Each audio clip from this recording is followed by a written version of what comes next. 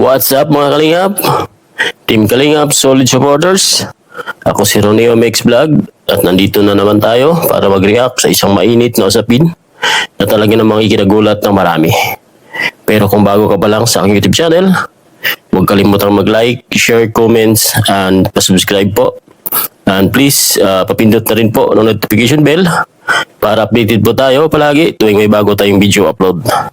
At huwag po natin kalimutang suportahan palagi ang ama ng Kalingap, Kuya Bal Santos Matubang, Ate Ed Vlogs, Kalingap Rob, lahat ng K-Boys, mga Kalingap Reactors, Kalingap Partners, at suportahan din po natin lahat ng mga charity vloggers sa buong Pilipinas na walang sawang tumutulong sa mga kababayan nating nahihirap at nangangailangan ng tulong. Mga Kalingap, may kumakalat ngayon na balita, no?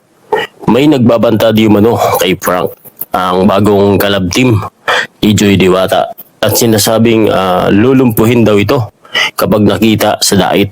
Mga kasulid, una sa lahat, hindi natin alam ang buong detalye. Pero kung totoo man ito, ang pagbabanta ay hindi ito biro.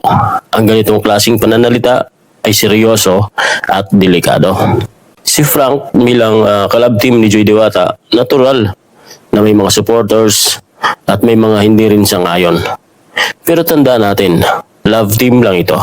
Hindi ito dapat umabot sa personalan, lalong-lalo na sa pagbabanta. Bilang reactors at supporters ng Frank Joy, nalungkot ako dito.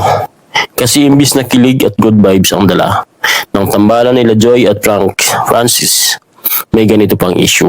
Hindi natin dapat gawing dahilan ang selos o pagkampi para manakit o magbanta. Ang tunay na supporter, marunong rumispeto. Sa mga supporters gaya ko, kalma lang tayo. Hindi natin alam ang pinanggagalingan ng mga banta. Pero kung sino man yon, sana isipin natin ang consequence. Hindi solusyon ng karahasan.